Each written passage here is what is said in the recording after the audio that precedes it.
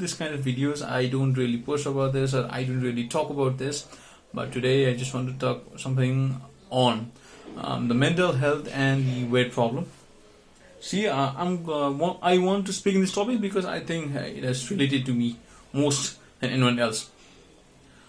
Recently, we were deeply saddened by the untimely demise of Sushant Singh Rajput, and from that time, the issue of mental health has been rising.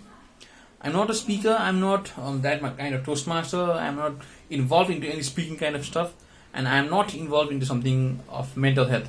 But what I can say is the things that I've been through, the problems I've been through, not serious, but it could have escalated. So we all know that mental health doesn't come in any way. It can come in any way. Like it can be your problems when you can't sleep. It can be problems when you are facing problem with a friend, or we are not doing anything productive with the life, or when you are not keeping healthy. And it occurs when you're staying in a society and people are just talking about you, and it affects in such a way that you doubt your existence. You doubt why are you even living. Yes, this does happen to me. Recently, as you all might have known, I just posted a photo regarding myself, how I used to look before the lockdown and how I look now. Calming down from the 115 kilos to now 95 kilos. There is a story, there are reasons to why I did that. The first thing is to remain healthy. That is always there. That is mandatory for everyone. But the thing is, there have been issues, there have been things, not only physical problems, but some mental issues and problems associated with that as well. Many of you might not feel it, might not sense it, but those people who have been from that stage of being overweight to now trying to come in some shape, trying to leave that behind, it is really a thing that those people can relate. See, as I look back, the kind of shape that I was in, I think that is an antagonist of my life, which I would like to forget. I also wouldn't like to look at the photos that I used to have of that time, and I'm trying to get rid of it. See, the thing is, when you're in that weight, I was 115 kilos, I couldn't even see my neck. There were fats coming out of everywhere, from the stomach, from the side of the, side of the waist, from my back, everywhere. And people would say, no, that's fine, that's cute. That is a temporal saying that people say to make you feel better. Okay, people say that make you feel better. But thing from inside is they still call you a word called mote. The thing called mote is always there. The thing called fatty, a person with lots of fat, is always there. The thing called, what they call chubby, or but look like a panda, so cute, that is a thing for saying to make you feel better. The reality is, you are fat, I was fat. Not only my friends, I guess, some of them say that to me with love, some of them say that to me with respect, but there are some people I kind of feel humiliated. Yeah, they used to say out of love, but having that tag always and being reminded that always, even though I didn't show that outside, even though it was inside me, I didn't say it outside, but that hurt little from inside. Not a little, that hurt very much. I could not express that to my friends or anyone because if I had an outburst, if I spoke out, maybe the relationship that I would have with the friends, people around me would have disappeared, would have been broken. I had that in myself, and that would haunt me every day. The main problem would occur when you're going outside with the parents, and even though out of joke, my father, when we used to go and buy clothes, he used to ask the shopkeeper, hey, do you have clothes for an elephant? The elephant referring to me. That might be love from my dad's side, that might be a joke, let me say it in jest by my father, but that didn't do so well with me, because being called an elephant and being me made a mock out of people in front of shopkeepers, many people around, all the people's buying, they should be pretty ladies as well. So that was kind of humiliating. I just smiled and let it go off. But whenever I came back home or whenever I looked in the mirror, I feel really sad how I looked. The main problem that arose was when you used to go to Bhatbadini, the superstore. First thing, what tormented me was I didn't want to go to Bhatbadini because first thing, you have mirrors all around and you have lots of wonderful clothes that you want to wear, but you cannot, because you are in such shape of your life. You need 2, 3, 4 clothes stitched together, then only they will fit you, and that was not possible. You either would need to be rich so as you can find your own customized tailor, or make your own customized clothes. And I was no mood, I was no in a position in which my parents could afford that for me, or I can afford that for myself. So I felt really bad when I went to superstores or any place where you buy clothes. And the middle situation was such that I prevented myself from all the mirrors possible. I stopped looking at the mirrors, any kind of glasses possible, because what I see in mirror is not myself, 24, 25 years old guy, but the mirror showed a guy who looked like uncle, who looked like an uncle, a big belly, fats coming out of everywhere, no neck at all. I look like a person who already had 2 kids. It might feel funny to those people who are listening to me right now, but being in that place, I wouldn't even wish my enemies to be in that place, because that is really tormenting. I'm trying to get out of that vortex. I'm still doing. I'm in the process of coming out of the vortex, but looking back, my heart really wants to cry.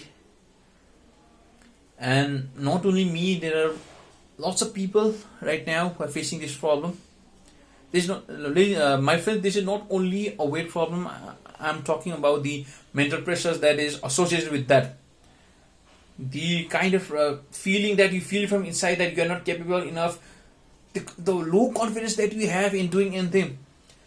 I personally have never been, even though I'm talking, even though I'm communicating, my friends know that I do good presentation, I go and speak with people, I do hosting. But when things get personal and when I want to speak things to people, like maybe to people from the opposite gender, to any girl, I feel embarrassed of myself. I don't have the confidence to do so, because what I feel God will say is that who would want to be associated, or who would want to talk with a person who looked like her uncle, like her father's brother. So even though I started a conversation, I would feel bad for them and not for me, because I can't even imagine how tormenting the experience is. But the thing is,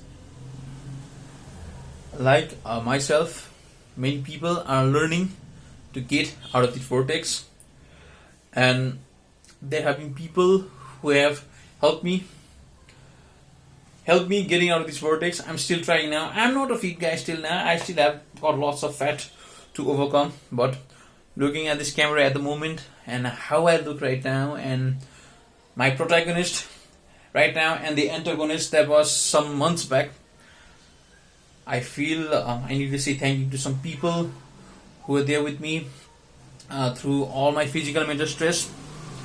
I feel really fine. I feel like myself. I feel a guy who is much more confident. I feel a guy who is much more capable of approaching people. I can now do exercises that I want. I can try more clothes that I want. I can walk into Bhatpatini more confidently, and getting rid of half jacket is one of the greatest relief. If some of my friends know me closely, during summer I used to wear half jackets. Many of you know that. That is merely because under that half jacket I used to wear t-shirt or a half shirt, which I want to wear so eagerly. But the thing is, under those half t-shirt, my belly would bulge out or my side fat would bulge out, and it wouldn't look nice. So to cover those fat or to cover those, I used to wear a half jacket. It's not that I wanted to use it as a utility clothes for keeping mobile, something like that. That is to cover my curves, the unwanted curves I had at that moment. Another major pressure I guess I faced at that time was this was really humiliating, but it happened. Being harassed by boys, I guess. I know this doesn't happen to many people, but I have been, because I had fat in places that you don't normally find in boys. I hope you understand what I'm trying to mean. I had fat in places where boys normally don't have fat, and being harassed in those areas, that's really a tormenting experience. I even can't explain how that felt.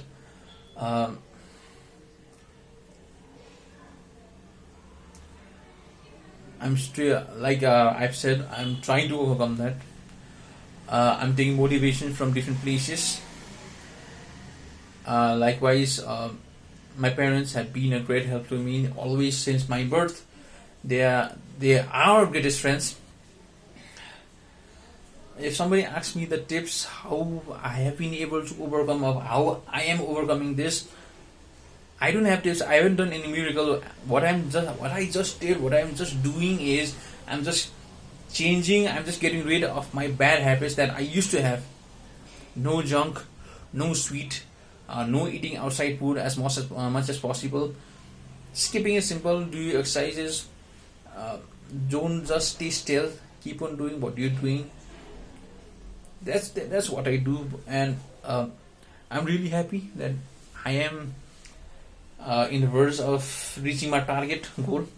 From 95 to, I'm trying to come down to the 80s line. It is starting to get a little harder for me, but as John Cena has said, never give up. So that is the thing. So today, if you have been listening to me till the end of this video, thank you for listening to my things. This had been within me for some time now, and I wanted to get these things out. I kind of feel really light, and those people who have always believed in me, who have been positive with me, who have been around with me through all those positive motivations and all those positive helps, directly and indirectly, I am forever indebted to you all.